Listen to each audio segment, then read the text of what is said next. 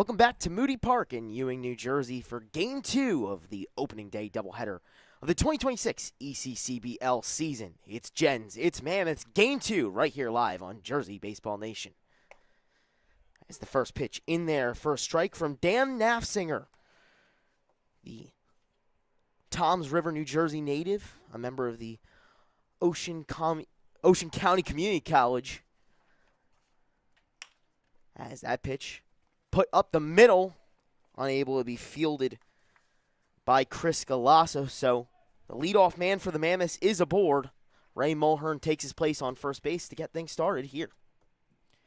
Mammoths took down Game 1 9-4 after an 8-run fourth inning explosion, one that the Generals were never able to come back from.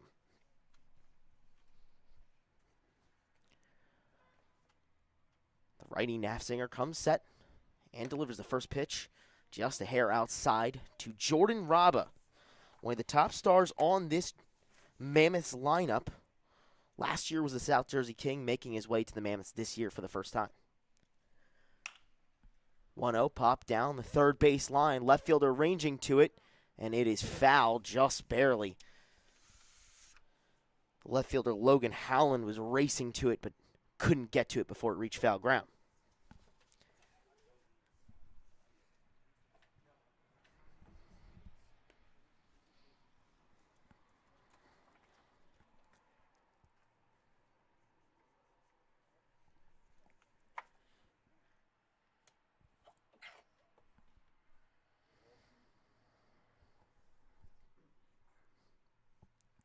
Nafsinger kicks and fires the 1-1 into the righty batter's box, A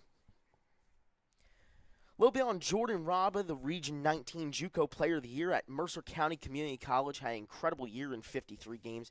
Bat almost 500 as that pitch put to the second baseman. There's one, cannot get the second. So it will just be the fielder's choice to second to get Mulhern for the first out of the inning. Raba safe at first, but one away for the Gens here. And a big, crucial first out, as this Mammoth team has got a lot of speed. And we spoke to the coaching staff of the Mammoths, who said that they're going to continue to do what they did last game and really look to take advantage of their speed. So I was so surprised to not see Mulhern steal in the last at-bat, but got to be aware of their speed. They're going to use it. First pitch to Will Beckoff, fouled off, out of play. Yeah, the Gens used 3 pitchers each for about 30 pitches. A little short-staffed this time. Pitch down low. Raba makes his way to second bases and is in there safely, stealing a bag and putting himself in scoring position. First runner in scoring position of the game for either side. One gone and a runner on second for the Mammoths here from Moody Park. Game 2 of the doubleheader on opening day. Mammoths already off to a 1-0 start. Great start to their title defense as the 1-1 runs inside on Beckoff. Down and at the feet.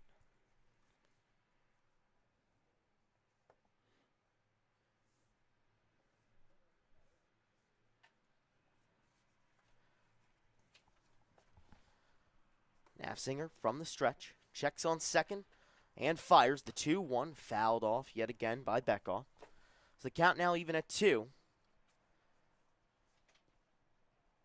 Mammoths didn't necessarily get off to a hot start, but in the middle innings of that game, exploded for 8 runs, and the Generals could never keep up. It was just stringing of hits, though. It was just a single. They found the gap between the second baseman and the first baseman and just kept poking the ball through that hole, and that's how they were able to get their runs. Righty at the ready, and the 2-2 cut on and missed. Check swing, but could not hold up. So it will go down as a K, and the second out of the inning. First strikeout of the outing for Dan Nafsinger. And so 2 away, and that will bring up Jack Hughes.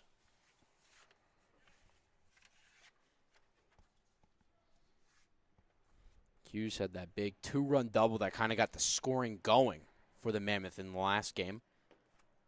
Raba with a jumpy start at second after the wild pitch. He'll advance his way on to third. That one just down in the dirt.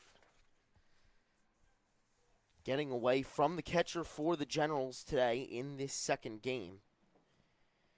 Alex Reiling. And that one of a couple of defensive changes in this one for the Mammoth. The 1-0 put into play Generals. by Hughes to the shortstop. Quick little hop and fired over to first in time. So the Mammoths can't plate any but do get one hit. No runs to show for it, though. Heading to bottom one, it's 0-0 from Moody Park in Game 2 of the doubleheader between the Mammoths and Generals.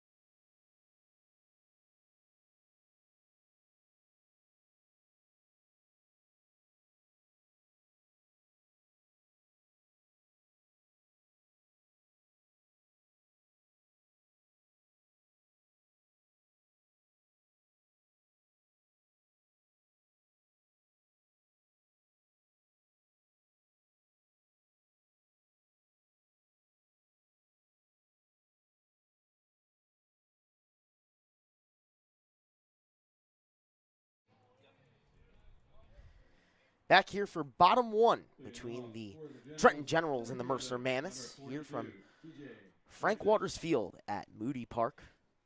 Towing the slab for the Mammoths in the red and white is Cal Chase.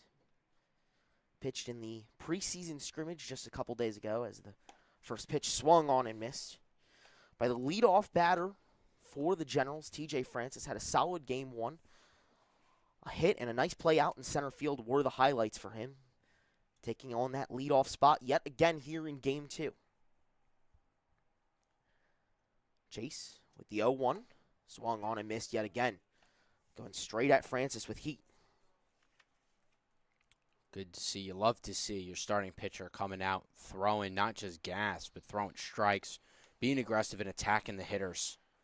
That's what the Mammoth want. That's what they want as their identity as a pitching staff. And Chase definitely representing that. Way ahead 0-2 as Francis gets the bat out there and fouls it down the first baseline and stays alive. Yeah, big thing for the Mammoths in Game 1 was firing strikes, and a lot of command was the key for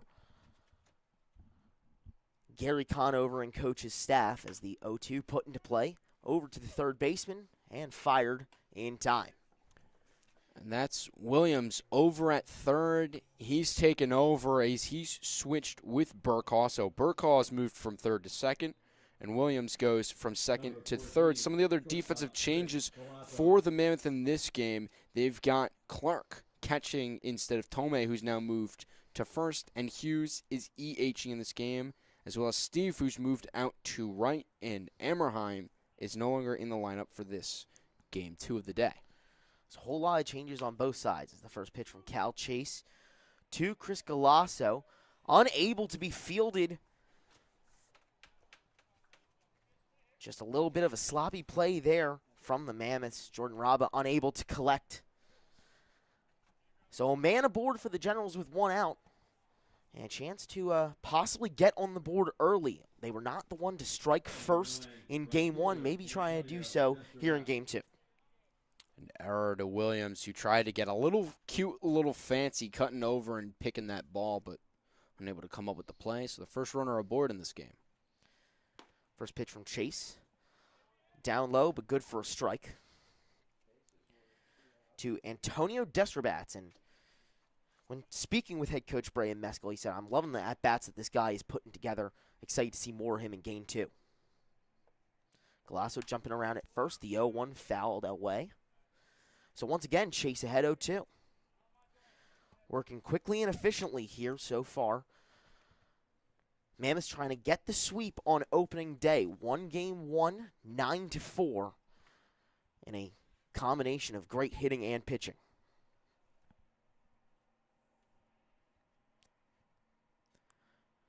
Oh, 2 to Destrobats. Outside and away. Galasso on his way to second as that ball gets by the catcher. So good for an extra bag. And the Generals now with a runner in a scoring position. Kind of deja vu between the Mammoths and the Generals. A little lazy play behind the dish there by Clark. Just kind of threw his glove out there. He was in that one knee stance. So being in the one knee, you kind of lose your mobility to get out there. So if anything, he just didn't feel like he would be able to push off of his right leg to move over and get that ball and block it. But just a kind of strange decision there defensively. 1-2 to Destrobats. Fouled away again. Battling here against Chase after going down 0-2 early on. And that's the whole argument between the modern age catcher of, oh, do you do the traditional squat stance or are you doing the new one knee? And while you're lower and it may seem easier, you lose that mobility to kind of jump and shift your weight out to those outside pitches and keep those in front of you. Chase with the 1-2. Putting the play down the first base line. Hughes there to collect it, and he'll flip to the pitcher, Chase, for the second out of the inning.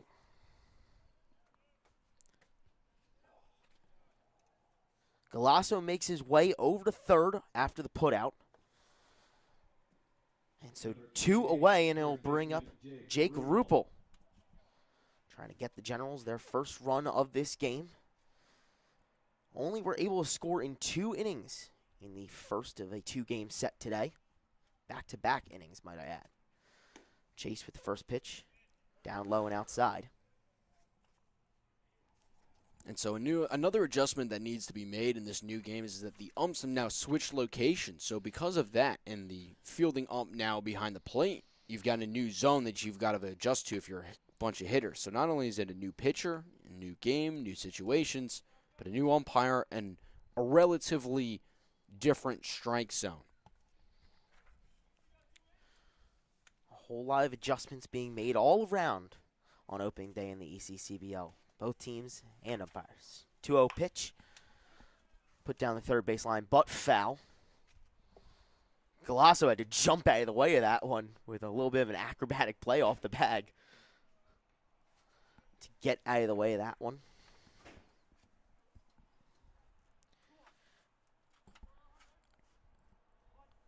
Jake Ruppel in his sophomore year at Elizabethtown College, 36 games, 327 average.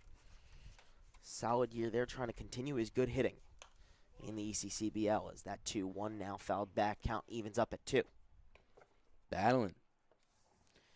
Getting a couple of good hacks, swinging the bat a little bit, getting it off his shoulder. You like to see that, but of course you want to see him straighten it out and put it in play if your Generals faithful. You saw that as a progression as game one went along, where the Generals started to fight in more at-bats. Now continuing that on here in game two. Chase at the ready. The 2-2 pitch. Swung on and missed. So the Mammoths get out of the inning after letting on a base runner and letting him on to third. Generals leave a runner in scoring position stranded. It's still 0-0 as we head to top 2 from Moody Park on ECCBL opening day.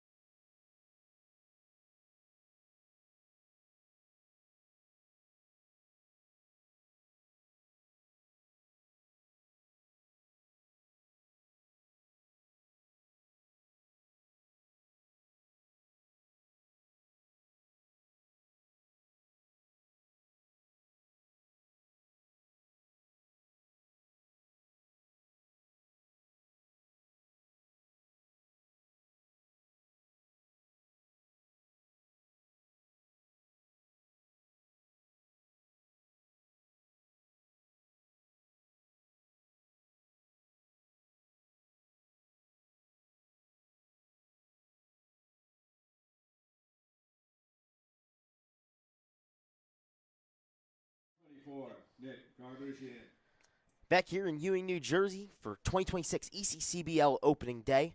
Mammoths and Generals game 2. And top 2, first pitch to Joel Bonner in their first strike. Excuse me, Nick Garbusian. Getting a little bit ahead of myself. Excited to see a little bit more of Joel Bonner here in game 2. As the 0-1 gets away. Down low and in the dirt. So the count now 1-1.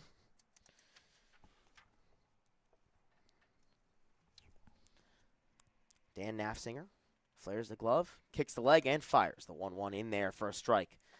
Count now 1-2, and Nafsinger way ahead. And Garbusian in the last game, 1 for 2 with a walk, and he scored a run and struck out. So looking to get off to a better start. He struck out in his first at-bat in the last game. 1-2 from Nafsinger, down in the dirt once again. So the count leveling at 2 apiece. My partner, Max Raymond, mentioned a ton of the defensive switches for the Generals, and we'll get to them in the moment as the 2-2 swung on and missed by Garbusian for the first out of the inning. Second K of the day for Dan Nafsinger, and it'll bring up Joel Bonner for the Mammoths. And, yeah, those defensive kind of swaps. So Galasso moves from second, where he was in the first game, over to short. Albert moves from short to third, and Magliozzo moves from third over to second. And then in the outfield, Koprovka and Destrobats flip. So Destrobats was in left, Koprovka was in right. Now Koprovka's in left, and Destrobats is in right. Easy for you to say, Max Raymond. Yeah, I got a little practice. The man with the plan, he's got it down as that one cut on foul by Jake Ruppel. Excuse me, by Joel Bonner. All tongue-tied here in top 2. Generals taking on the Mammoths. As the Mammoths start their title defense 1-0, trying to move to 2-0 with a sweep as the 1-1 falls outside. Bonner, one of the many Neshaminy High School products on this Mammoths team. And when talking with head coach Rich Carabelli, he mentioned the chemistry being a big factor as the 2-1 from Nafsinger inside at the knees of Bonner. A lot of these guys have played with each other, and he feels that could be a big strength coming on this season. Well, can't get any closer than Joel and Chase Bonner being brothers playing on the same team. A whole lot of chemistry there. The 3-1 to Joel Bonner. Pop down the first base line and down for a hit. Destrobats collects, but not in time, so Bonner is aboard with a 1-out single. And Bonner doing what he wasn't able to do in his first at-bat last game. Last game he struck out his first time up. This game, a little base knock. Getting a pitch inside and turning and burning. When you get something away, you go away with it, you go with it. When it's inside, that's when you get to turn and burn and fire your hips. Runner on the move from first, and that ball is down for a hit. Bonner will make his way to third safely, and it'll be runners on the corners with 1 out for the Mammoths. Picking right up where they left off in Game 1. Zanichi Steve firing off on that first pitch. And Bonner was taking off running, and then he had to chop his feet and stop, find the ball. He sees it land, and he takes off running again. And that's just that speed that this Mammoth team has an abundance of. Able to, I know he got a little bit of a head start, but then able to flip from second to third and get there so quick that he didn't even draw a throw. First pitch from Nafsinger. Steve on the move and in there safely at second. So 2 runners now in scoring position for the Mammoths with only 1 out. And up to plate, Adam Clark. Really interesting play there by Reiling to check the runner at third and yet still throw down to second with the speed that these guys have, especially Steve. I'm surprised that he even still threw it. You're either checking the runner at third with first and third or you're firing it straight through. You don't see a guy oftentimes do both. And yet somehow it was still kind of a tight play. The Mammoths do boast a lot of speed, but Alex Reiling has made some close plays with a nice pop time showing that off so far here early on in Game 2. So Joel Bonner on third, Zanichi Steve on second, and Clark at the plate. Heading a 2-0 count, swung on and cut away foul. Mammoths getting right back to their strong hitting ways. Had 10 hits in game one, already 3 here through an inning and a third. Again, this is a really good defending championship team, and when they're in a groove, they are in a groove, and you've got to really capitalize on their mistakes when they make them, because if you just let them get away with things, they are going to run away with games. Yeah, the Mammoths can beat you in so many ways. You got to be careful in every aspect of the game and really be aware of everything that they can do. Hard to keep track of all of it. 3-1 from Nafzinger. Put in play down the third base line. It's a fair ball. Outside the outstretched reach of Albert. 1 run is in. Zanichi Steve will score as well, and it's a 2 RBI double for Adam Clark to get things started for the Mercer Mammoths. Up 2-0 early on in game 2. Number 28, first baseman Gabe Tomei. Now here's Tomei, who was catching in last game, where he had a hit and 2 strikeouts. First pitch to him inside at the knees. So anticipating a little bit of a greater emphasis to kind of get the bat off his shoulder.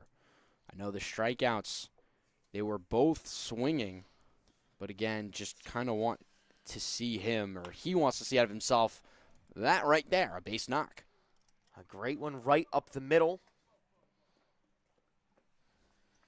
Clark jogs his way home, and the Mammoths already out to a 3-0 lead.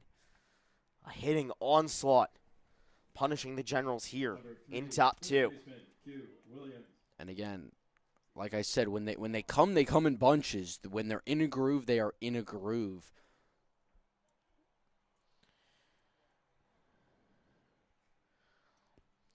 So it brings up Q Williams, affectionately called by his teammates,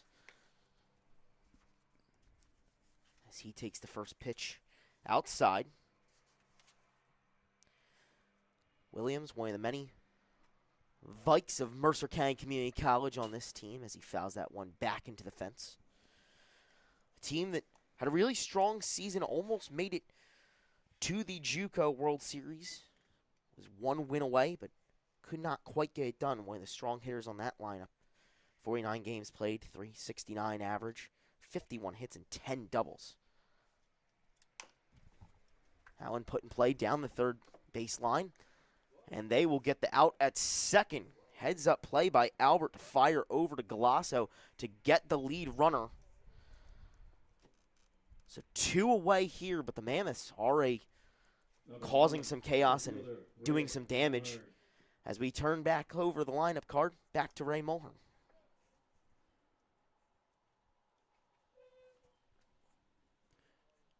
Two outs, and might see a little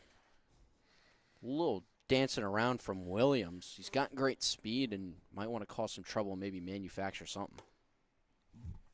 First pitch to Mulhern, up over the head. But again, you've got to be cautious because you don't want to take the bat out of Mulhern's hand. He's been able to do a lot of damage with that bat. Already a hit and an RBI on the day. 1-0 from Nafzinger. Put into play. That ball called foul. Looked like it was down the first base line, but might have skipped away at the last moment. Q Williams was in motion, but unfortunately he'll have to return back to first base. That was a close one. I thought it skipped over the bag, but the ump, who had a significantly better view of that ball, saw it skip to the right of the bag into foul territory, and so Q Williams will have to do the unfortunate somber walk back to first. You mentioned in game one of the worst feelings as a player. Oh, it's annoying, especially when you had the stolen bag too. With the speed he has, I'm sure he'll be in motion again. As that ball put into play and over the head of the center fielder Francis. Williams rounding around third. Mulhern pulling into third himself.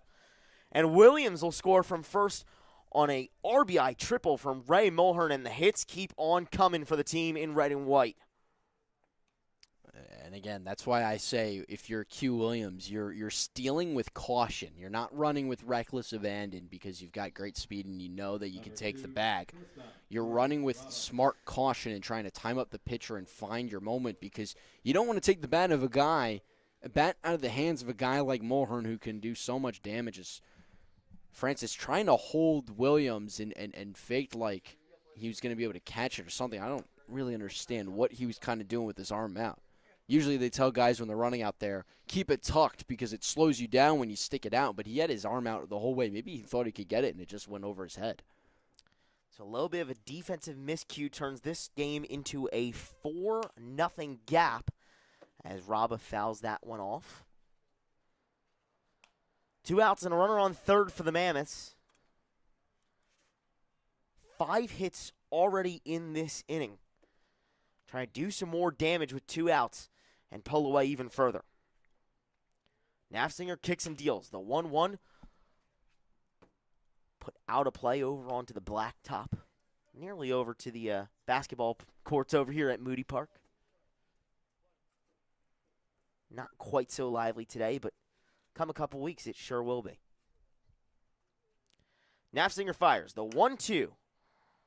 Deja vu once again. Raba down the third base line, but this time it'll stay in foul territory in the park rather than out on the blacktop. So we'll rewind and repeat at 1-2. Battling. Trying to get to that next pitch. Trying to stay alive, although he felt pretty good about those 2 contacts. Just a little late. Couldn't get the bat head out in front of the ball. 1-2 again from Nafziger, and deja vu for a third time. This time not the charm, though. Once again, foul down the left field side. And Raba giving a little chuckle after that swing, knowing that he's just kind of being a little pest to the defense, just refusing to get out. If I were battling that much, I would be too. 1-2, down at the feet, kicks up some dirt, but does not tap Raba on the toes, so it will be 2-2, and he'll step his way back into the box. You want to be very careful with Robbie. You don't want to throw him any extra pitches that you don't have to. One of the best hitters in the state in JUCO. The 2-2 from Nafziger. Clocked all the way over to the first baseman, Rupel, and that will end it, but not before the Mammoths get 4 runs on 5 hits here in the top second. Generals with a lot of work to do when we come back here from Moody Park, opening day in the ACCBL.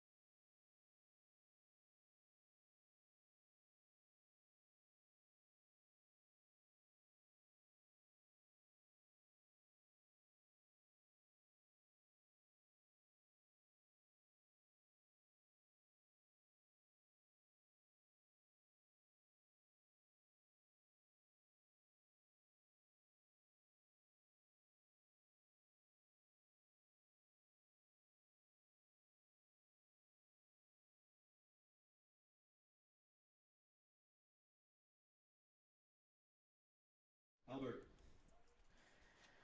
Back here for bottom 2 from Moody Park, Mammoths and Generals. Leading things off for the team in orange and white, the Trenton Generals, is Lucas Albert as he watches the first pitch for a ball. It'll be Albert, Howland, and Kropofka to the dish as the 1-0 down low. Generals trying to surmount a 4-0 lead that the Mammoths established in top 2 after a 39-pitch inning, really wearing down the Generals pitching that's already a little bit weak after the first game. As Albert crushes that one out to center field, and he'll hop down for a single. So the leadoff man is on and trying to get things started and close that 4-0 gap. And a leadoff man with good speed in Albert. A real threat to yoink a couple of bags. Got to be cautious of him as the Generals trying to climb back into this one.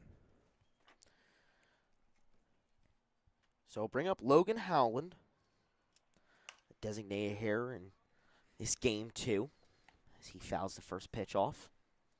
And Howland, an unfortunate couple of miscues base running last game. Got caught out in a fielder's choice 9-4, and then to end the game, the line out to the pitcher and caught him way too far off the bag for a double play to end that first game. Albert in motion on his way. His second throw gets away from the second baseman, Will Beckaw, and Burkaw. And Albert showcasing that speed and pulling his way into third after the fielding error. Couldn't tell if it either got the head of Albert or the glove of the defensive man covering. I think it caught the glove, but either way, a runner will advance on the throw that got away. Chase kicks and fires. The 0-2 pitch put into play to the third baseman. Albert dancing around on the bag, but instead, the third baseman, Williams, will just have to fire over to first for the first out of the inning. Great job by Williams there, looking back the runner, keeping him honest, keeping him modest, and then taking your time to fire over to first. You don't want to just throw to first and let the runner take off on you. You got to keep him complacent in where he is. Hold that runner there and give your pitcher a chance to work his way out of this inning. So bring up the third batter to the plate, Kurt Koprofka. It's the first pitch down and outside. And Koprofka, a real lackluster game last time out. 2 Ks, and then he did eventually get the single, but it was a slow start to him getting back into his rhythm and swinging. So we'll see how he's able to now with 3 ABs under his belt on the day, if he can kind of get his bat going. He's one of the many high schoolers stepping up to the next level of pitching here in the ECCBL as the 2-0 becomes 3-0 with the ball outside. A Lafayette commit getting his first chance to face some top collegiate players within the Pennsylvania, New Jersey area here in the ECCBL. Chase readies and fires the 3-0 pitch in there for a strike. Count now turns to 3-1. Jens with a leadoff single. And Albert now on third after the stolen base and advancing on the air. The 3-1 pitch popped down the first base line and out of play. And so Chase is battled back into this one with the count now 3-2, but of course has got to find a way to put Koprofka away. Koprofka's got a keen eye, so you're not going to be able to get it away with anything kind of tight. Chase has worked it back from 3-0. The payoff pitch popped and looped over towards right field, shallow. Albert will have to stay put at third in the second out of the inning. Nice way to get out of a sticky batter there in Kurt Koprofka. That's just a great pitch by Chase. Throwing something tight in, still in the zone, but just sawing off Koprofka's hands there. Inner part of the bat, got it off of where the barrel isn't on the bat, on the handle side, and just flare out. First pitch to Alex Reiling, put into play to the second baseman, fired over on a dive to first base, and in there for the third out of the inning. So another runner in scoring position for the Generals, but nothing comes of it. Mammoths still leading 4-0 as we head to top 3 here from Moody Park.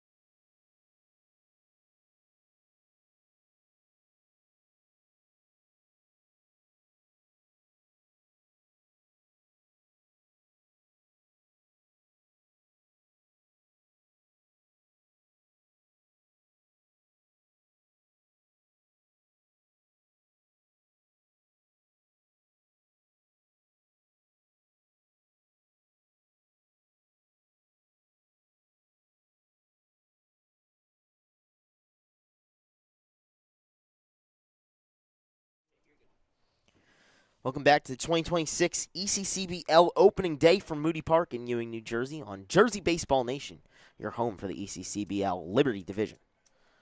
That's the first pitch from Dan Nafziger. Put out of play by Will Burkall. It'll be 3, 4, and 5 for the Mammoths, trying to replicate what they did in the second inning. 8 came to the plate, 5 hits, 4 runs to show for it. 0-1 grounded up to the shortstop Galasso, but he can't corral it with the glove. So the leadoff man is on, and the momentum just keeps on rising and rising and rising for Mercer. And for Nafziger, he's going to have to find his way to work through this lineup. Jack Hughes. We spoke to head coach Braden Mesko, who kind of said that the way that the first game went and the way that Nafziger needs some innings, he's just going to go out there and work probably to a high pitch count, around 50, 60, maybe even 70 pitches, get up there. So this is going to be Nafzinger's ball, and he's going to need to find a way to work through it. But the Generals are also going to need to find a way to get some runs on the board, string some hits together. They had a great scoring opportunity, and they just couldn't take advantage of it. That one. Pitch in the gets dirt away from the and gets catcher, away. Riley. Burkall thought about maybe advancing to third as Ryling had no clue where the ball went, but instead of pulling to second safely standing up. So another error for the Generals, their second of the game. Had 2 in the first game as well. Burkall was running full speed. I think he could have ended up at third. Yeah, kind of a light jog pulling to second. And now he'll take his way on to third. Ryling with the throw down to third base. Tag not in time. So Burkall with back-to-back swipes on back-to-back pitches, and he pulls his way into third base with no outs. Mammoths with a prime chance to tack on another. The ball beat him there. It was just a throw to the wrong side of the base. Ryling gets that ball over on the inside part of the base, and that would have been an out. But grounded out by Jack Hughes. Back-to-back groundouts for him. However, he'll drive home the run. So it's 5-0 Mercer with 1 out. Does his job and brings the runner home. do your job. A wise coach once said, do your job. And that's what Hughes did right there. He did his job. Seems like it's been a lot of that for Mercer all day. A real big team effort. You know, one hit turns into another, and with the speed that they boast, they are very, very dangerous once you let them get on to first. And that's where the importance of throwing strikes comes into play. First pitch strike, getting ahead in the count, but also being able to just get outs. Don't want to allow them to have free 90s, because that's going to, again, give them an opportunity to do some serious damage. 2-0 to Nick Garbusian, a called strike. And the 2-1 now down Broadway. Count levels at 2. 1 out. No one on for the Mammoths. 1 run already home. Nafziger working quickly. The kick and the deal. Popped up and way out of play past the bleachers. And this is another killer. When you're a guy that loves to work quick, like Nafziger, now all of a sudden you got a foul ball, it kind of slows you up a little bit. Right back to it, though. The 2-2.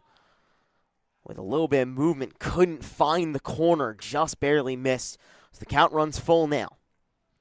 Garbusian struck out his last time up, so definitely going to try to get the bat off here at anything close. The payoff pitch swung on and missed. Great pitch there from Dan Nafziger. Third K of the day as he sits down Nick Garbusian for the second out of the inning.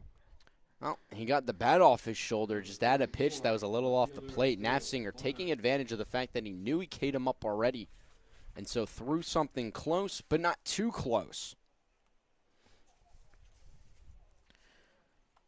Brings up Joel Bonner, manning left field here in Game 2. As the first pitch down low, and his first at-bat made his way to first with a single and then made it all the way around the base pass home. One of the 4 runs to come across the plate in the second inning for the Mammoths. And the first of that inning in the game. That one way upstairs. Count now 2-0. Bonner was one of the players when speaking to head coach Rich Carabelli. He mentioned this is a guy we're really excited to get on the squad and one of the newcomers that could make this championship team even better this year. That one, a healthy swing there. Whiffed that. It's count now 2-1. We've seen his speed. We haven't totally seen the power just yet out of Bonner. He had a single in the first game, a single here in the second, but anticipating it. That one popped out to Shadow Center, and TJ Francis ranges from deep center to make the play. One run comes home for the Mammoths on one hit. One error as well in tow. Mammoths leading 5-0 when we come back here to Moody Park in Ewing.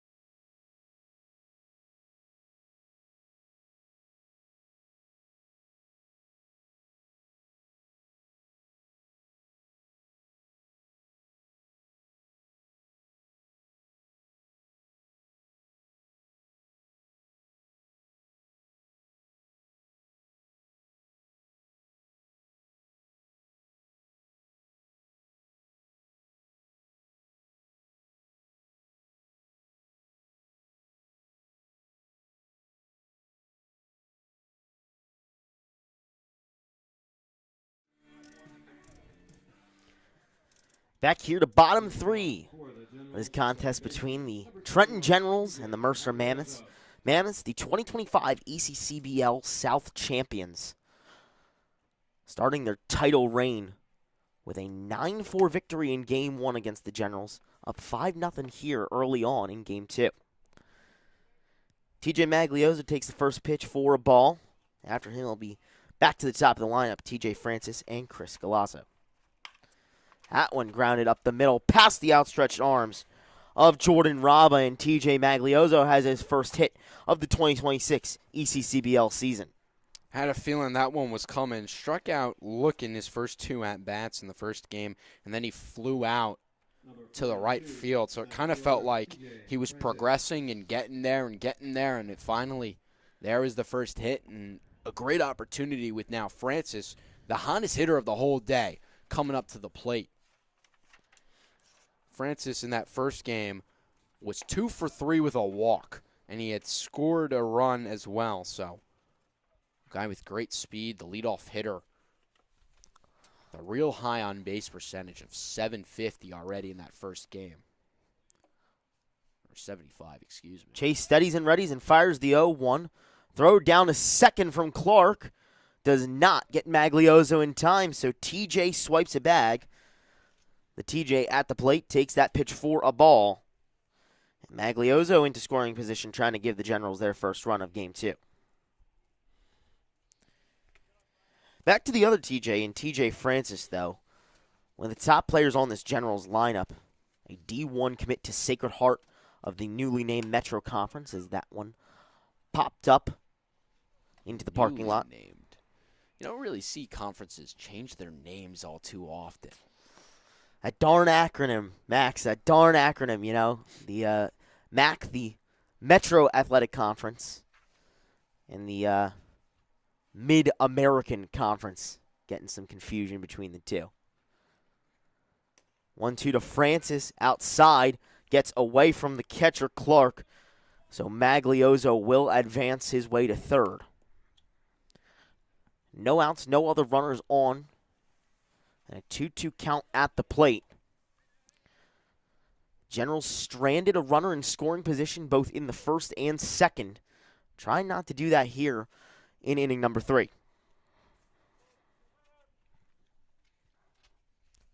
Chase staring down home plate, kicks and fires. The 2-2 pitch.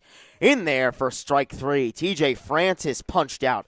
And a crucial out there for the Mammoths here in bottom 3. A little backwards K into the scorebook.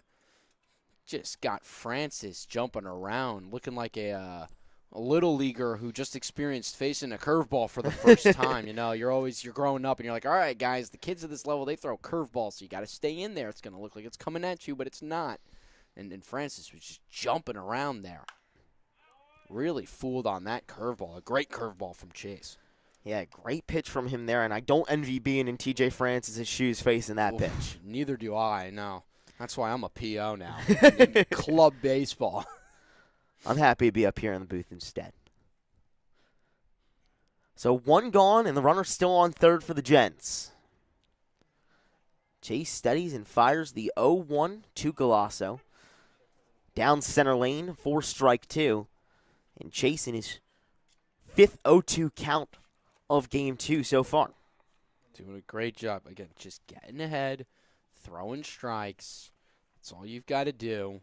And trust your defense behind you to be able to make plays. Now, what I'd like to see him is throw a strike. Here, why not?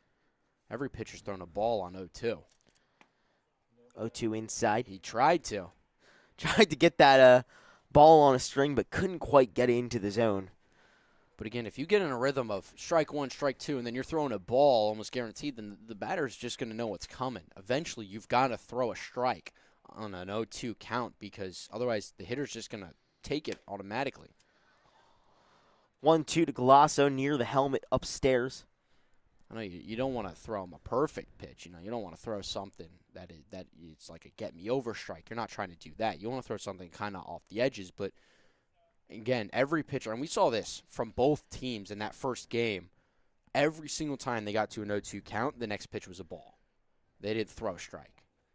And at some point, you've got to throw a strike and challenge the hitter to swing the bat. Another chance to do it right here. The 1-2 lined out into center. Mulhern is not able to get to it, so Maglioso will come home, and it's the Generals' first run of the ball game by way of a single from Chris Galasso. That was just kind of an off-speed that didn't move.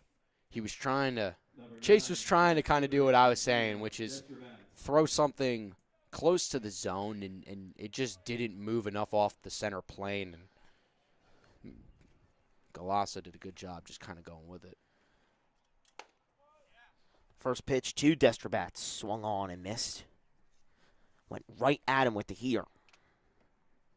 Sitting on brand. So the Gens finally plate 1 after leaving 2 stranded in scoring position in back-to-back innings. 0-1. In the righty batter's box. Facing the lefty, Antonio Destrobats.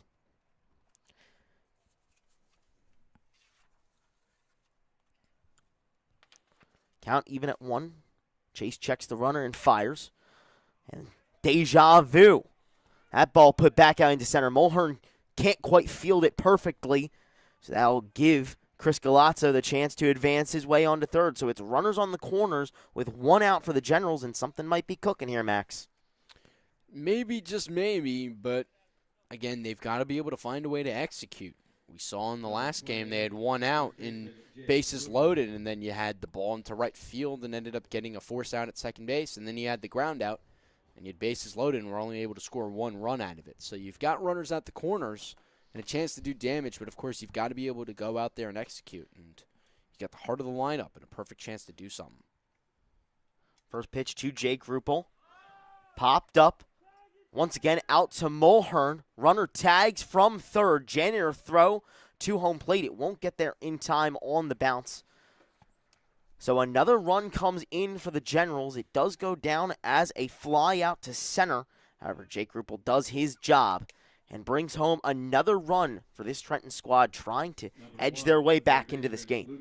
But that was a really good throw from Mulhern. A little more emphasis or maybe a slightly slower runner, and that's a bang-bang play at the plate.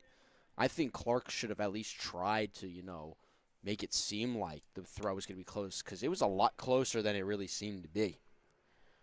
That ball skipped in there. I mean, it was right on the money, too, exactly where you wanted it, right in front of the front edge of the plate. So a beautiful throw, and something to keep an eye on as this season progresses is Mulhern's got a cannon out there. You don't want to be running on a kind of tight, risky play against him.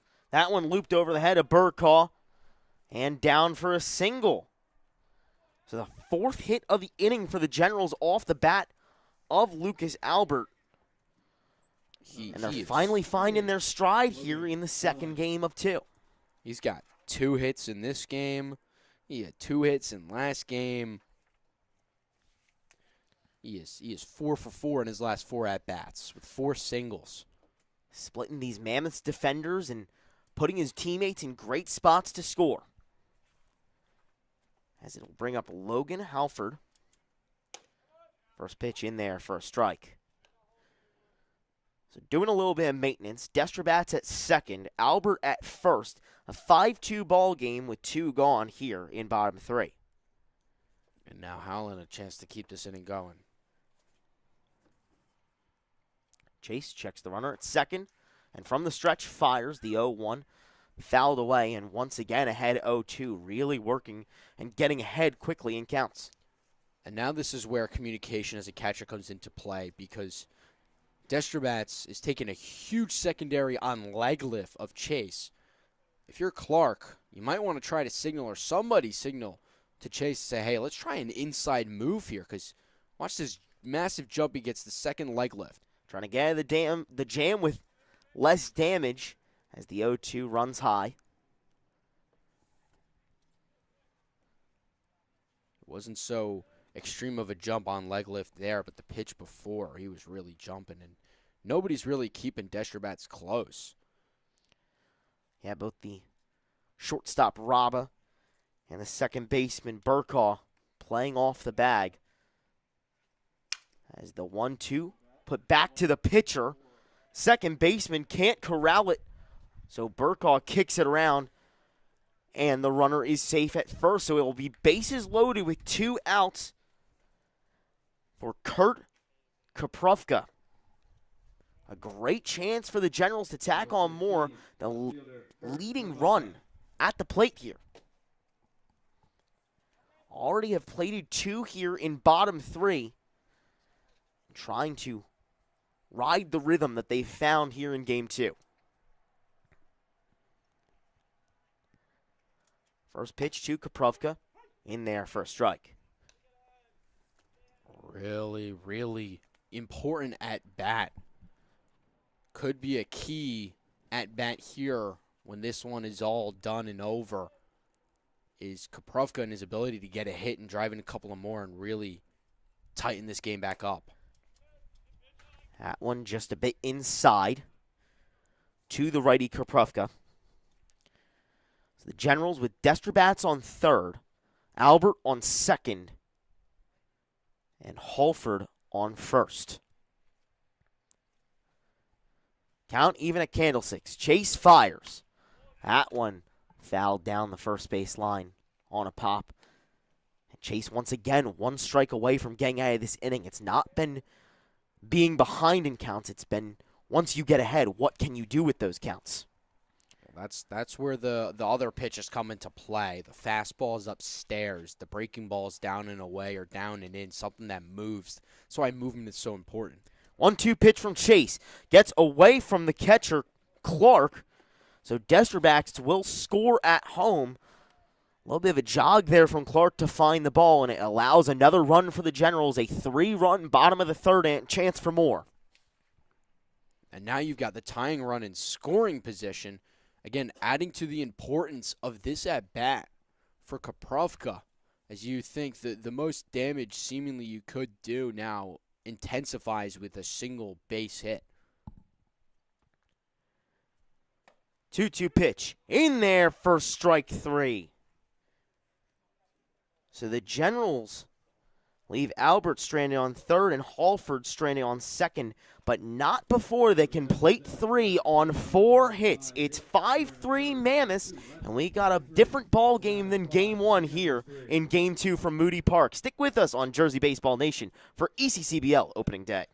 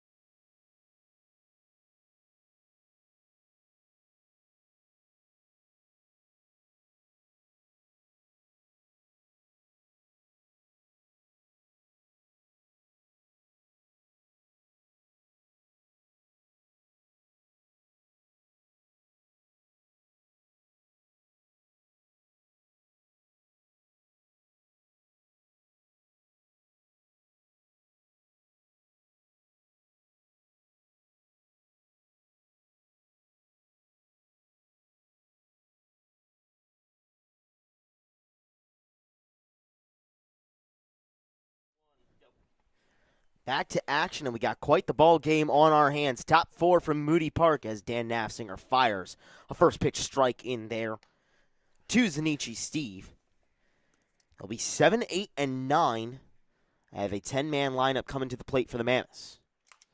That one fouled back over our heads here in the press booth. And Steve, single, scored a run. His last time up.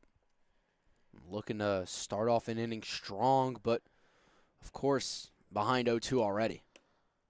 Nafsinger fires outside.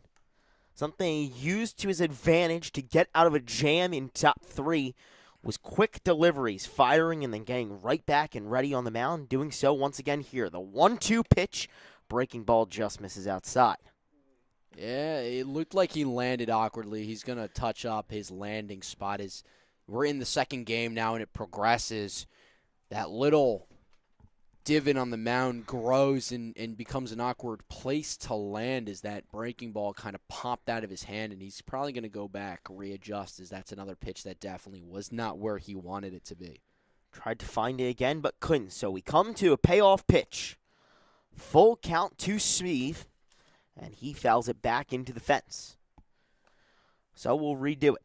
A little behind that one, doing a good job spoiling it off, but again, the mound can get beat up and battered in quite a big way as it endures a lot of play, and it's going to come into factor in our second doubleheader coming after this one. Steve comes up empty on the full count pitch, and Nafsinger fires his 4th K of the day for the first out of the inning. Number 0, catcher Adam Clark. A little bit to know on Dan Nafsinger. Pitched 61 1/3 innings through 12 games at Ocean County Community College to the tune of a 6.2 record and a 2.64 ERA, continuing some strong play here as that first pitch in there for a strike. Led up the 5 runs through the 3 innings, but has started to balance himself out after that 4-run second.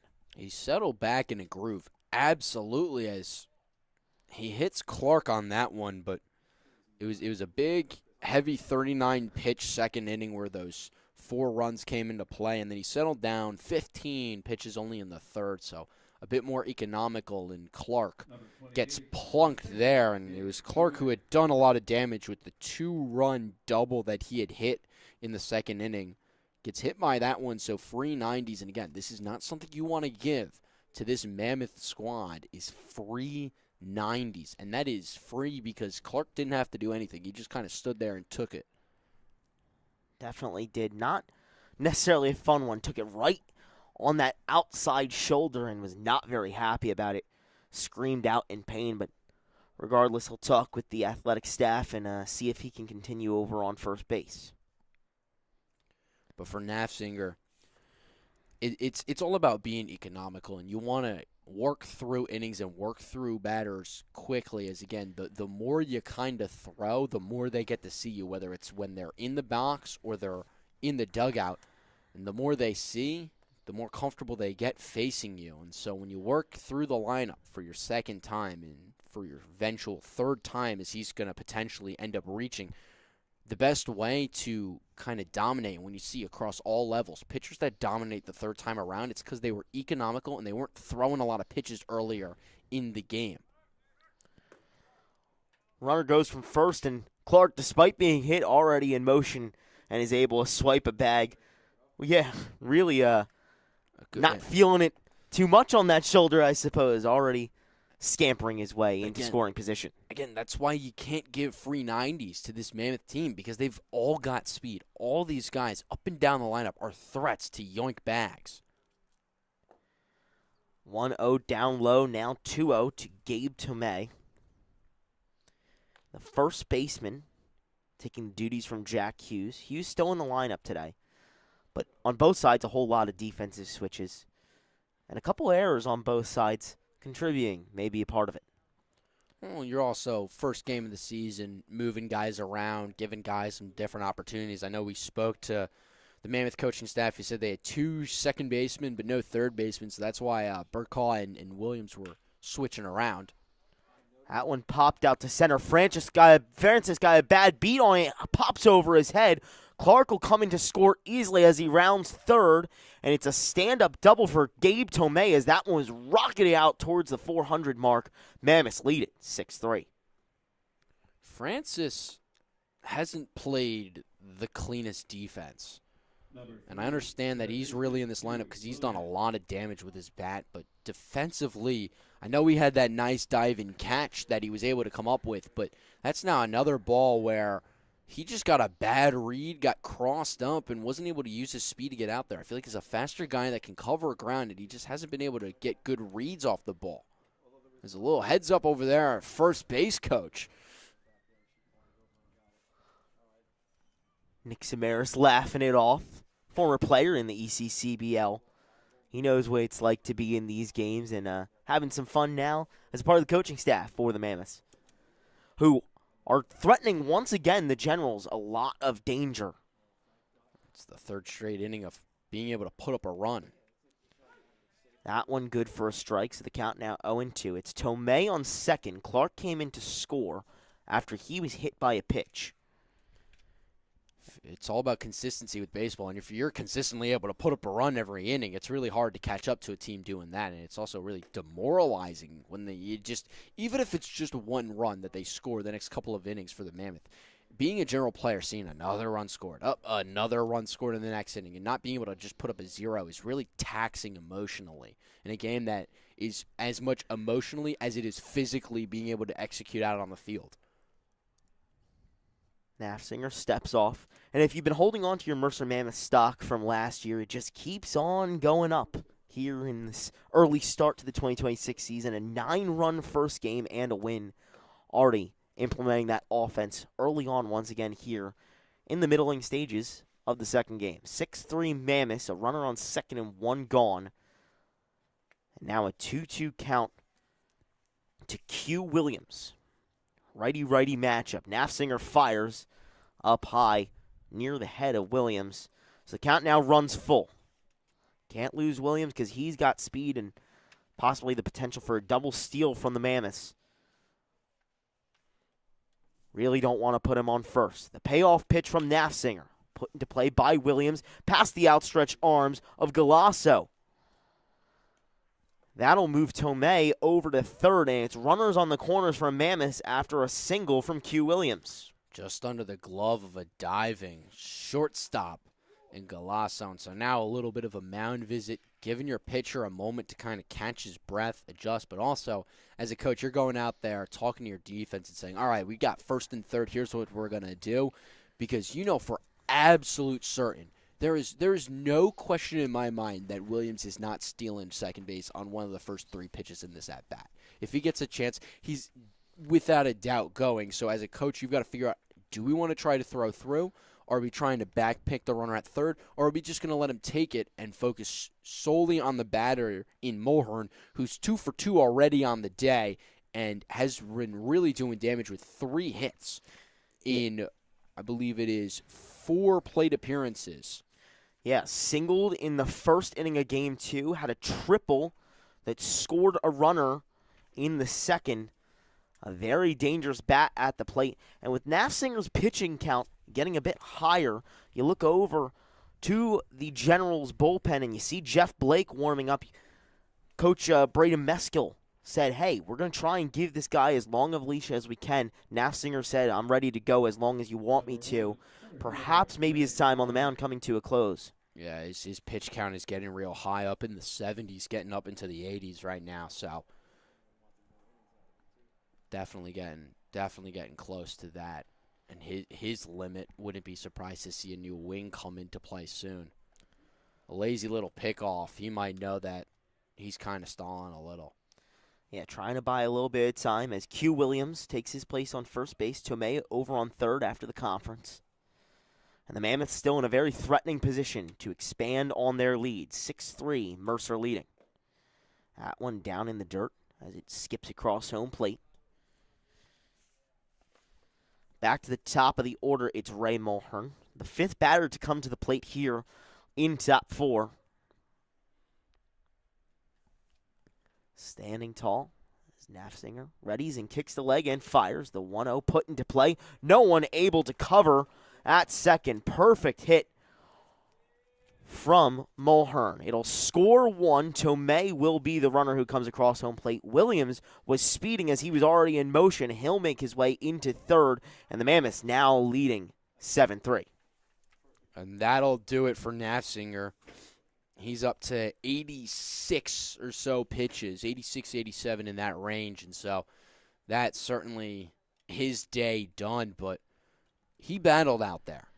He really challenged the hitters of the Mammoths. They just did a better job of putting the ball in play and doing what they had to do to kind of combat what was a really, really sure outing. I wouldn't say, necessarily strong with 10 hits, 7 runs, but it was a sure outing in the sense that he went out there in Nafsinger and he did his job and he threw strikes. And he gave his defense a chance to make plays around him, and unfortunately the ball just kind of ended up in positions where it was hard for them to do that, but again, gave his team an opportunity to kind of be in this game, and they still are down by 4. And I know the Mammoths are threatening with runners on the corners, but this is still certainly a game. It's just going to be the Generals' offense having to go out there and execute, and can they put up 7 runs in a game? And that was the faltering factor in Game 1. At times, the Generals would put themselves in strong positions but could not close the deal. Had a 3-run third inning in this game. Once again, you said it. They're down but not out, losing 7-3. Mammoths already with 10 hits in this ball game. And they've gone through the lineup, now starting their 3rd time already. As the new arm for the Generals is Jeff Blake. Blake was warming up, the Hopewell, New Jersey native. Pitches at Hartford College, and in his sophomore year had 7 starts through 24 innings to the tune of a 1-2 record, allowing 21 hits and a 7.88 ERA, 21 walks to 22 strikeouts. Trying to keep his team in this and get out of a sticky jam here that the Mammoths have put Trenton in. So for Blake, you're going to want to stick around the low part of the zone. Maybe get a fastball up top early, but you've got a runner on first and third. But the real key in here is the runner on first. You want to try to get into a ground ball double play. Your team's been able to, has proven today that they can execute and turn a double play. So now you've got to put a ball in a position where they can do that. And the best way to do that is curveball, slider, changeup, whatever he's got, get it down in the zone. It looks like he's got a changeup and a curve. So getting those down in the zone, moving away, moving down, and off the bottom of the barrel of the bat of a Mammoth batter because he's got Raba, and Raba can put the ball in play, but he's grounded out twice already today. So it's also talking to Nafzinger and your coaching staff and being, all right, what have we done? And listening to your catcher and being like, all right, what have we done? And then what can we now do to continue that trend? Because 4-6, ground out, 3 unassisted, a lot of just ground ball, ground outs. So looking to keep that trend going and try to get Raba to ground into a double play. And you mentioned the presence of Jordan Raba waiting in the wings. We haven't talked as much about all the accolades he's earned.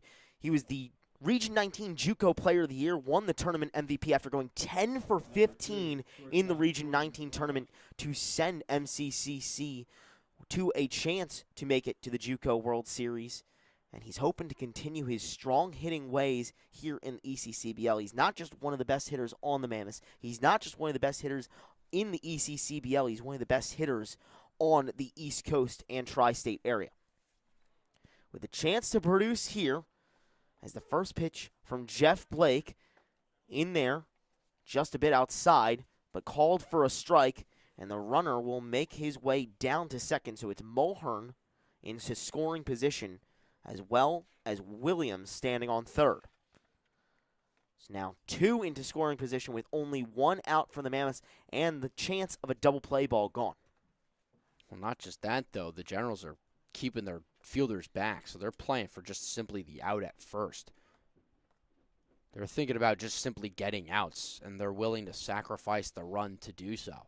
They've got the third baseman in, potentially anticipating a double, a bunt. But everybody else is normal depth, so they're really playing the Generals for this out at first. Raba waving the bat around and waits off for a strike. 2-1 the count now.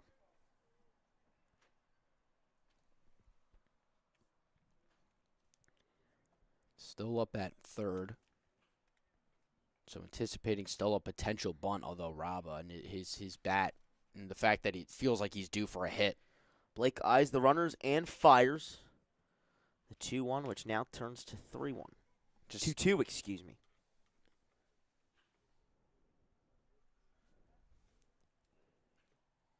Raba able to hit very well, but also demonstrates a lot of poise when he comes to the dish. Count even at 2. Blake eyes the runners, kicks and fires. Swung on and missed.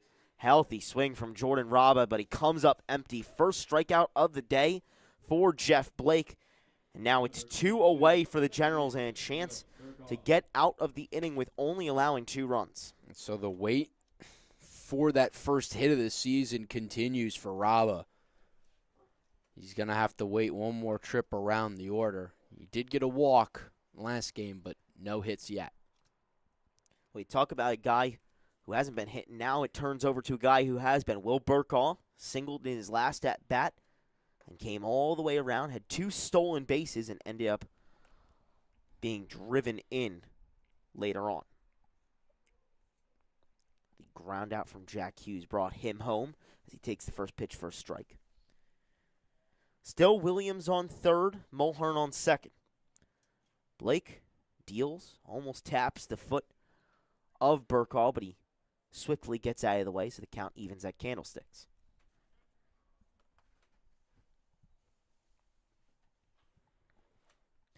Beautiful day here in Ewing. The wind was whipping earlier, moving right to left, now moving a little bit left to right, but just a bit softer. 2 gone and 2 on. The 1-1 inside to Burkaw. Mammoths with a 4-run second, then 1 in the third, and now 2 here in the fourth with a chance for more.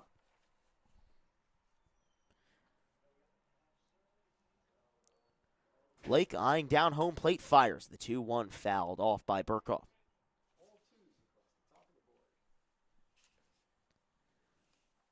As noted by our statistician Jeff, 2s across the board. 2-2 at the plate. 2 balls, 2 strikes, 2 outs, and 2 runners on. Well, maybe the Angel numbers will prove lucky for the Mammoths here. Count even at 2. The pitch from Blake goes inside on Burkaw, gets out of the way of it, but it skips away from Reiling, and it'll be an easy score for Quarren Williams. 8-3 Mammoths. And yet another fielding error behind the dish for Reiling, his second of the game so far. Well, looks like you were right. They got a little pass ball and scored a run. So maybe not a caster's curse, but a caster's blessing if you're a Mammoth fan, and a caster's curse if you're a Generals fan. Count is full, but Burkaw comes up empty, but not before the Mammoths can plate one more. 3 come home in the inning on 3 hits. It's 8-3 Mammoths when we come back on the ECCBL opening day on Jersey Baseball Nation. No errors and 1 left.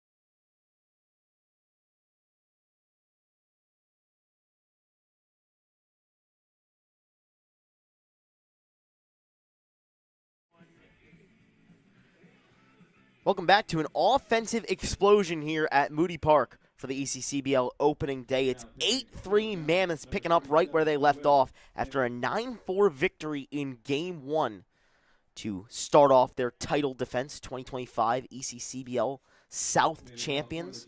Cal Chase through 3 strong innings, and now will be a new pitcher for the Mammoths, Will Heyman.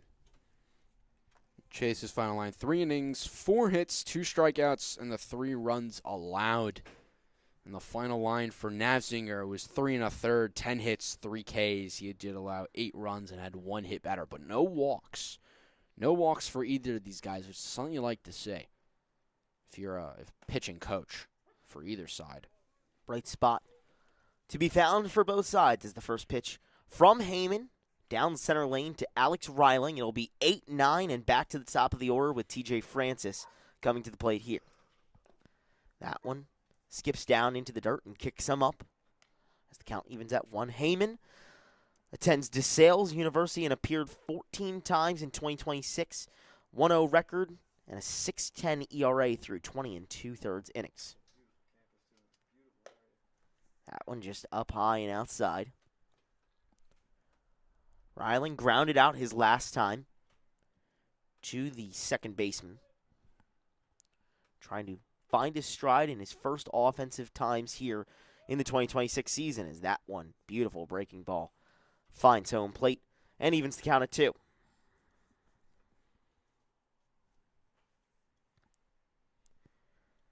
Heyman at the ready. Staring down Reiling and fires. The 2-2 pitch. Whacked towards right center field. However, the right fielder, Steve, got a great beat on it. perfect jump for the first out of the inning. Number 21. It was a well-hit ball.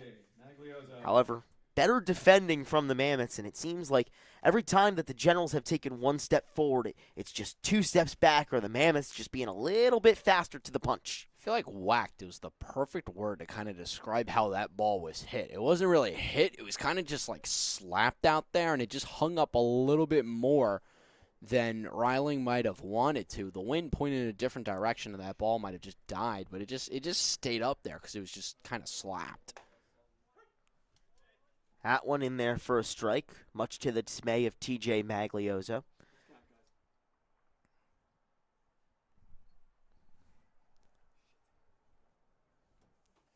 Heyman at the ready, fires to Maglioso, in there for a strike, so the count now 1-2.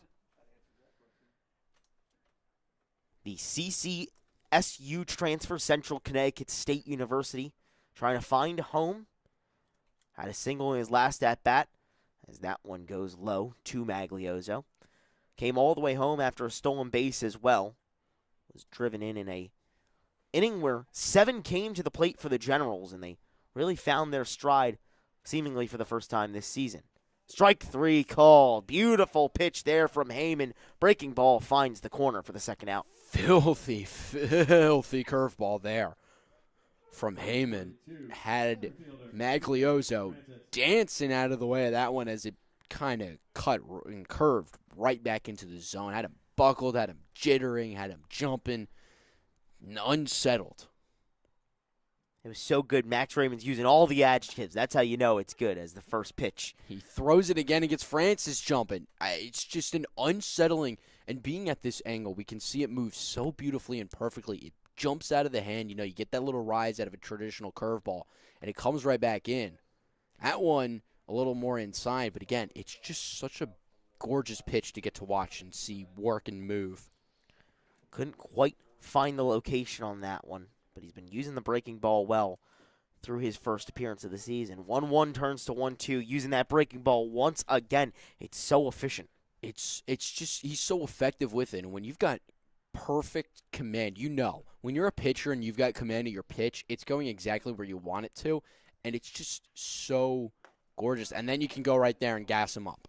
When you've got your off speed and your breaking ball, bang, bang, bang, 1, 2, 3, then you can go to the fastball, and it's just effortless. It just feels effortless as a pitcher to be able to do something like that. Beautiful mix from Will Heyman, and the Mammoths get the first 1-2-3 inning of Game 2. Mercer still way ahead. Generals with a lot of work to make up when we come back. Heading to top 5 on ECCBL opening day.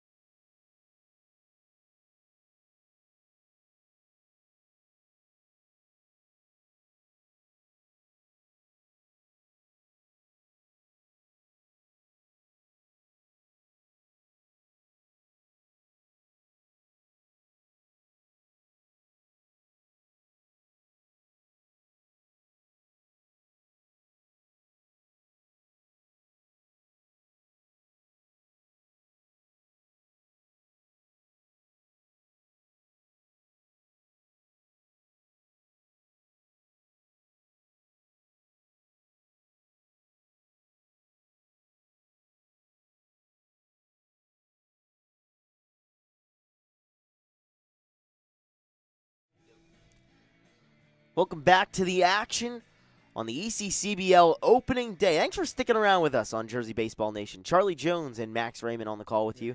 Big thanks to our producer, Joshua Yuhas, as well. Man in the sticks and doing a great job at it. 4, 5, and 6 due up for the Mammoths here as we head to top 5 from Moody Park and Ewing. It'll be Jeff Blake towing the slab once again for the Generals as he comes set, and with that long leg delivery, hits Jack Hughes on the back. Much to Hughes' dismay, he was hit on a 4th pitch walk in game 1 and got buzzed a couple times before. This time gets hit once again for his 2nd hit by pitch of the season. He looked really displeased after getting plunked right there, did Hughes. Just turned and just was really upset because that was when he just couldn't get out of the way of him square in the center of the back. First pitch to Nick Garbusian, a ball.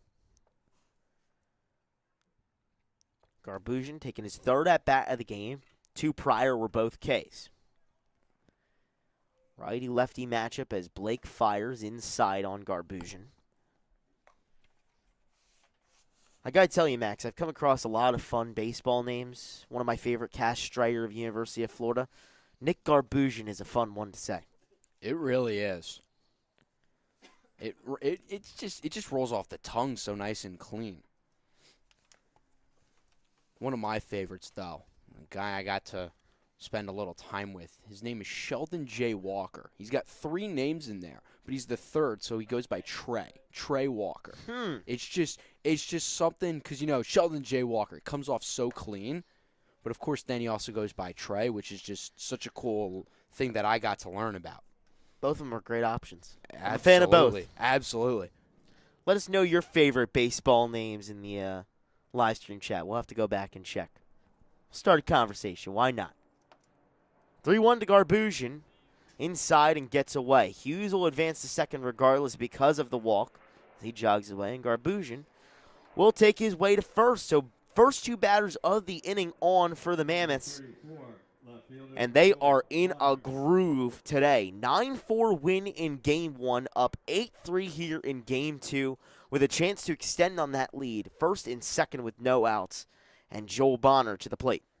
But now if you're Bonner, I would have to think you're waiting for the perfect pitch here. Otherwise, you're taking till a strike or 2 because a hit by a pitch, never mind. He is swinging. He wants to hit the ball. I know that he's really aggressive, but you had the walk, a hit batter. But, of course, Bonner just wants to put a ball in play, so he's swinging at the first pitch and just completely disregarding anything that I'm saying. He almost saw the cleats come off with how hard he swung at that one. Wanted that one. That must have been the perfect pitch then, as I had kind of alluded to, of the only one you'd swing at. But well, swinging again here on 0-1 as that one makes its way out of the park, but foul. But I guess that's kind of on brand as we've seen him all day today, kind of just constantly swinging. He struck out swinging in his first at-bat of the day, then got a hit, then flew out, then he got a hit, and then he flew out again or popped out to the center fielder. So he's just a guy that just loves swinging away. He's kind of one of those guys that, like, if he were to get a bunt sign or a take sign, he would just shake his head at the coach and then go and swing. Definitely seems to be excited to swing at the plate and with a great chance to produce here in doing so as that one runs inside on the knees. Hughes with a massive lead off a second. Reiling thought about the throw over to second, but instead decides to cool things down. Well, when you're the defense and you're giving him all this space, no one is holding Hughes on. Now he's going to take a step back as the shortstop cuts in. But again, nobody's really keeping Hughes modest, so he has the ability to kind of take that lead. And you haven't seen a pickoff over to second as that one. Yet another hit by pitch. Second one of the inning, and that one runs inside on Joel Bonner, and that one's going to sting. Got him right on the inner thigh. Not the sight you want to see on opening day. The Mammoths will take the bases any way they can, but they also want to try and keep some of their core guys healthy, and Bonner is one of them, a part of the Bonner brothers duo, the older brother of the pair. Goes to Kutztown University. And it looks like he'll be staying in this game after getting hit pretty hard. Trying to walk it off down the first base line right here. Tough it out. You got bases loaded now, and Steve coming to the plate with no outs. If you're Steve, you've got to be conscientious of the situation, and I understand that this is an aggressive team that loves to swing the bat. But certainly you've got to be aware of the situation and got to play a little situational baseball. You're up 8-3 with an opportunity to really extend the lead, and a base hit could do so much damage. A ball to the outfield certainly would get a run in. And so for the Generals and for Blake, it is truly damage control at this point. They've got an arm warming up out in left. It looks to be a right-hander. And we'll try to figure out exactly what the number is and report it back. But again, this is true damage control at this point. And this is true just kind of, not perfect baseball that you want to see. A hit batter, a walk, a hit batter, free bag, free bag, free bag. The Mammoths haven't earned these base runners. They've earned a lot of base runners today, but not these guys. And so if you're Blake, you've got to start throwing some strikes here and challenging these hitters. First pitch to Zanichi Steve in there for a strike. So the bases are juice with no outs here in top 5. Mammoths looking to keep up their hot offense that they've had in both Game 1 and Game 2 today. Blake eyeing down all the runners. Comes set and fires to Steve. Inside once again. Almost hits Steve. Nowhere to put him. Would have brought home a runner, but instead he wisely gets out of the way. Got to throw strikes. Got to challenge him. And Steve struck out his last time up. So, he's human. He's mortal. He gets out. You got to find a way to do it. That one just a bit to the north. So count now 2-1. Once again, nowhere to put Steve. It's Hughes on third, Garbusian on second, and Bonner on first. The 2-1 pitch popped up, but trailing foul. A big spot where the Generals are technically still within striking distance. If the Mammoths can blow this one open and advance to 2-0 to start off the season, it would be a huge morale boost. Blake checking again on the runners and firing the 2-2 outside.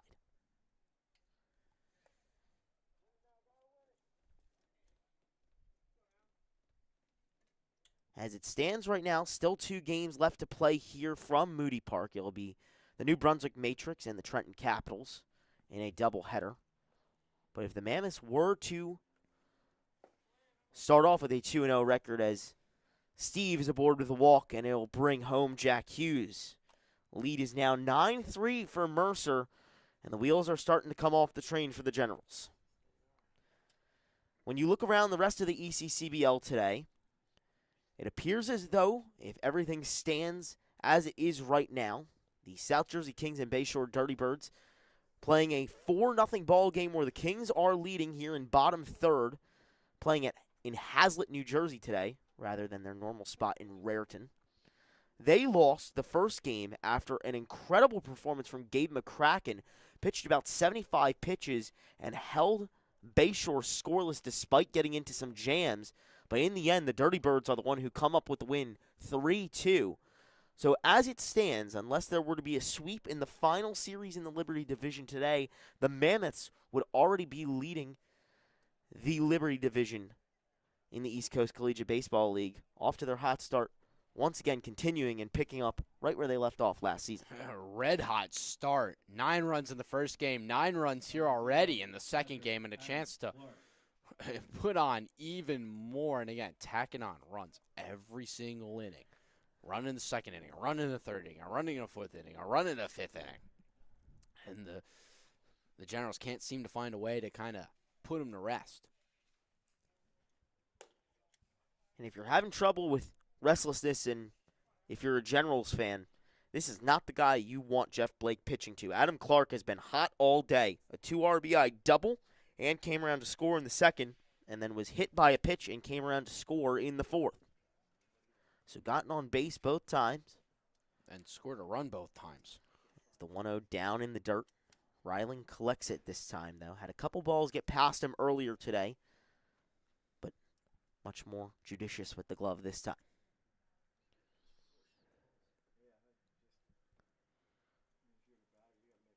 Blake came in relief of Nafsinger, who was charged the first 8 runs of the ball game from the Mammoths. 2-0 from Blake. Breaking ball in there for a strike, and that stops a streak of 4 straight balls.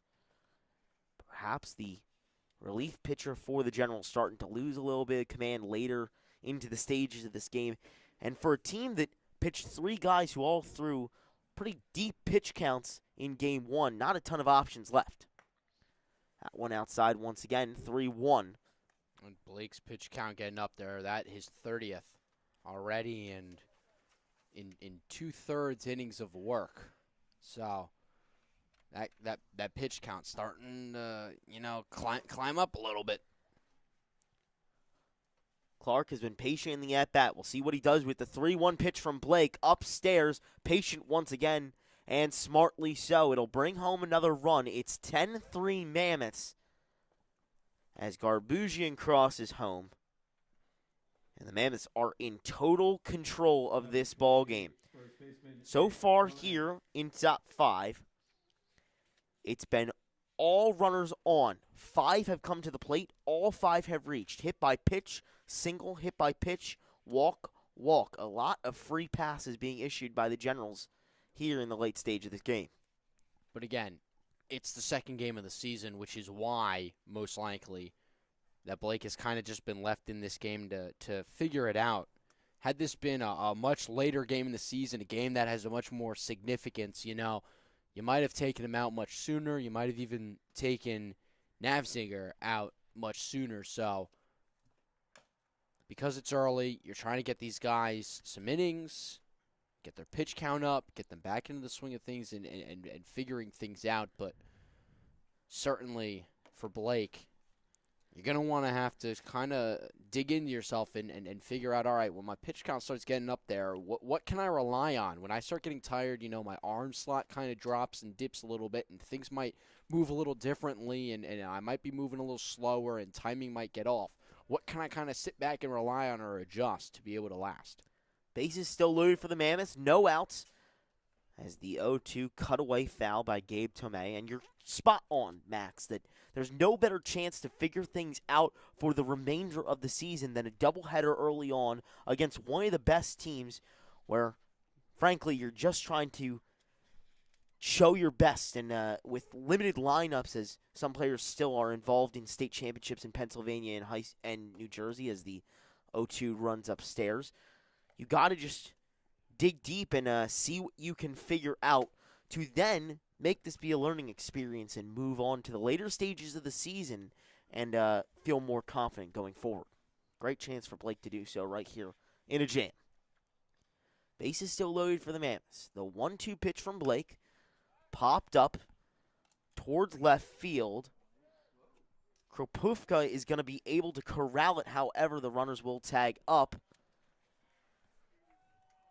So Tomei does his job. It's a sac fly to left field, and it'll bring home another runner, and it's 11-3 Mammoths. Second and third and 1 out. Number 3, third baseman, Q. Williams.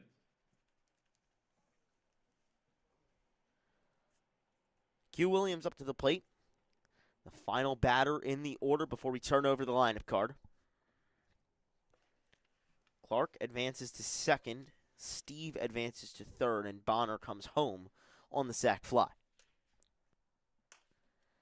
That one cut into play. First pitch over the head of TJ Maglioso. One run is in. Another one coming home. He is safe. The throw goes to second. That one goes into center field. Williams up, and he falls, and now he's in a pickle. Generals trying to tag him out. Williams in a rundown, stumbling to his feet, now comes crashing down once again. So it's the second out of the inning. However, not before Q Williams is aboard with a 2-run double and then gets thrown out. 5 runs here in the 5th inning, and the Mammoths are dominating here on opening day. The good old sniper got you, Q Williams. He took out your feet there. He would have easily been in there at third had he not just lost his footing and fell on this field, certainly you'd have to believe he was in there safely, but lost his footing, and the end result of that was an out recorded. But we'll have a pitching change with the top of the lineup coming up. Just a lot of damage dealt, though. Does a great job in bringing home the runners. Bases are cleared, and the Mammoths are in cruise control. 13-3 when we come back, and a new pitcher for the Generals on Jersey Baseball Nation, ECCBL opening day.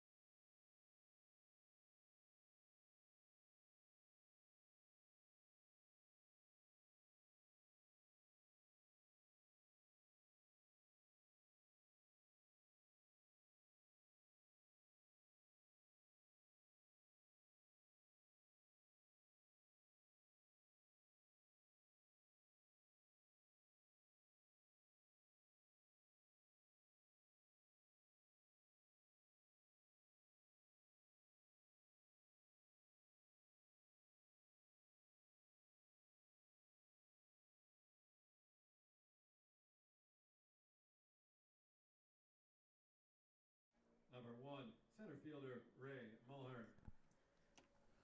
13-3, Mercer Mammoths leading here on ECCBL opening day on Jersey Baseball Nation. I'm Charlie Jones. He's Max Raymond. Happy to have you all with us on a beautiful Saturday afternoon from Ewing, New Jersey.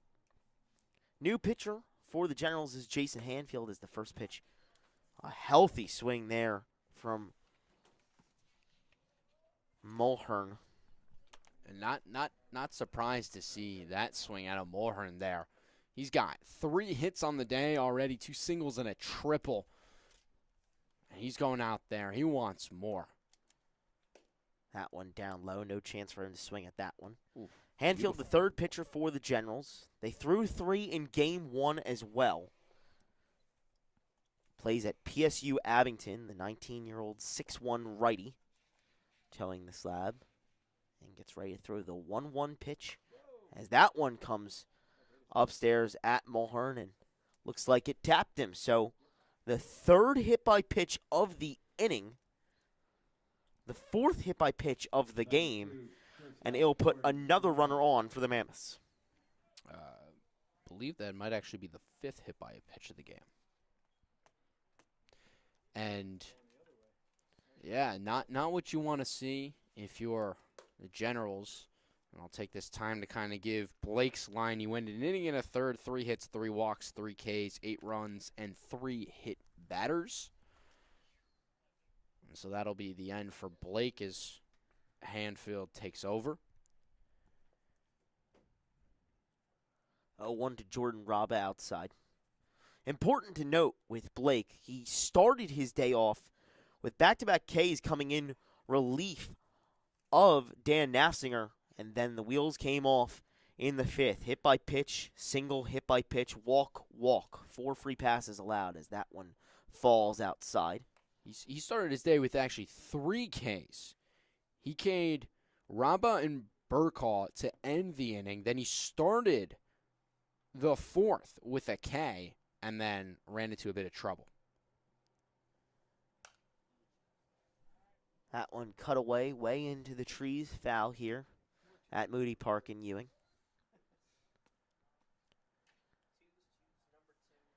Despite the offensive explosion from the Mammoths, the dimensions have kept the ball in the ballpark today. As that one down low. Mulhern decides to stay put at first base. It's 400 to center, 370 to deep right and left, and then 330 to shallow right and left down the lines. Payoff pitch with 2 outs. Chance to get out of the inning for the Generals as that one is skied down the third base line.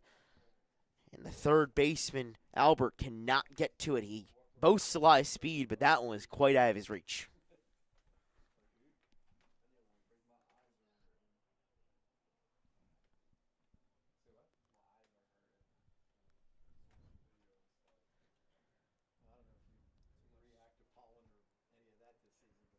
So we'll try it again. Runner on first is Mulhern, 2 outs, and a 5-run 5th inning. Generals trying to get out of it and give themselves a chance to stay alive in this ball game. The full count pitch from Hanfield. Pop down the right field line, and that is just foul. It had the distance, but kept trailing to the right as the wind pushes left to right. As you can see with the American flag in center field. But that sucker was punched out to right field. Unfortunately for Mercer, just foul. So for the 3rd time, it'll be full count to Raba. Hanfield eyes him down and fires. This one once again foul, and Raba, known for battling, doing it once again here in his 4th at-bat of the game. Stringing together a really, really nice at-bat.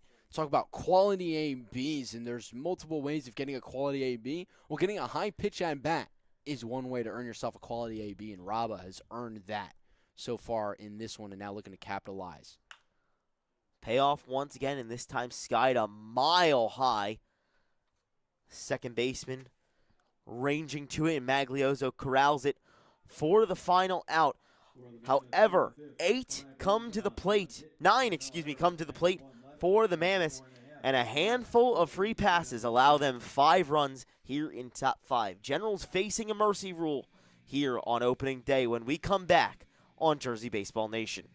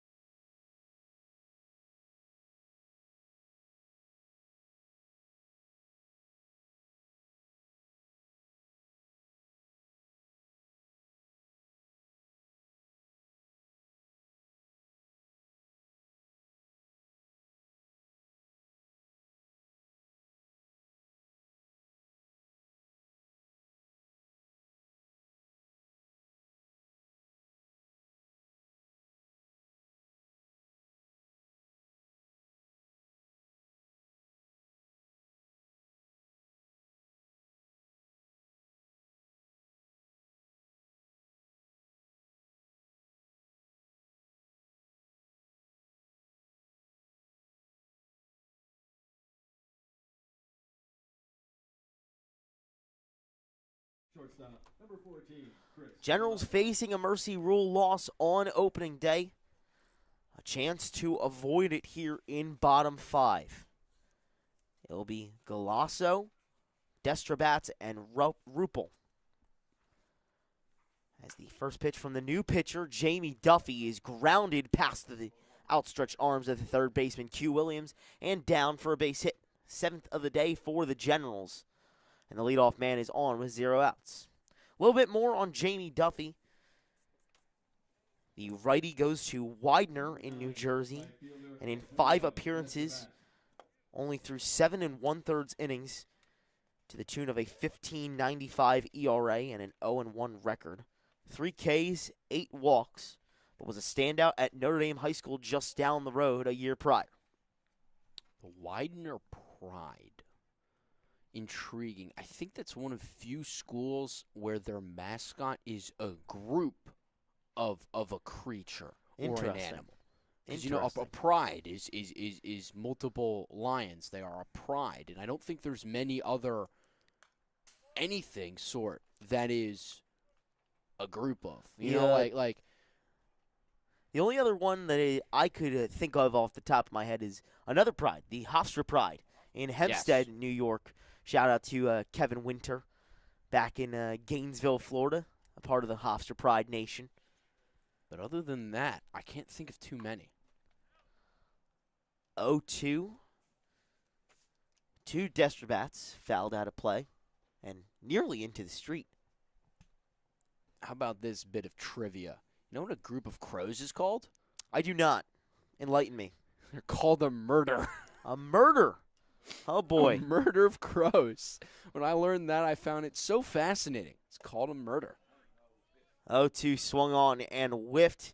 First out of the inning for the Generals and first out of the season Number 28, first baseman, by way of the K for Jamie Duffy. You know, I hope to never encounter a murder of crows. I think I would not be a fan of that. Yeah, right? Sounds scary. Very ominous. Very ominous for a very ominous bird. Well, back to baseball. Jake Rupel to the plate for the Generals. I'm sure he wouldn't want to face a murder of crows either. Instead, he'll have to face Jamie Duffy, and he swings on at the first pitch. Cuts it into the catcher's mitt of Adam Clark. Duffy, the 4th pitcher used by the Mammoths in Game 2. Cal Chase got the start. It was then Will Heyman. That one in there for a strike. Once again ahead 0-2. After Will Heyman, it was, no, only the 3rd pitcher. I'm incorrect. Whole lot of pitchers used on both sides, getting all the arms loose on opening day. 0-2, skied way up there. Duffy calls for it, but eventually called off by the 3rd baseman. He can't corral it, though. Pops out of the glove at the last second. However, the runner at first was staying put, so they will get the out at second. Rupel will advance to first, and it'll go down as a fielder's choice in the scorebook. Quite a wacky play there.